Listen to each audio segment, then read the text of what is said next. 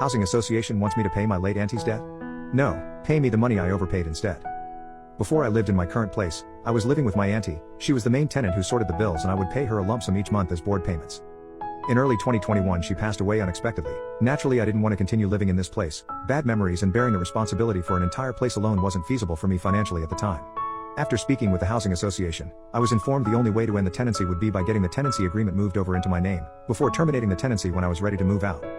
What I didn't know at this point was that my auntie was in arrears on the rent payments. When it came to the point of leaving the tenancy, I had money in savings and just settled up the rent entirely, paying £500 of my auntie's arrears on top of the rent I personally owed from living there alone. I then stayed at the place for a few more weeks before closing the tenancy. In hindsight I probably should have queried the payment, but at that point I just wanted rid of the place. After moving into my new place, I was getting pestered by the housing association who said I still owed about £300 on the previous house. There was a lot of back and forth, before I then asked for a copy of the rent statement. It was around this time that I was speaking to people about this money I supposed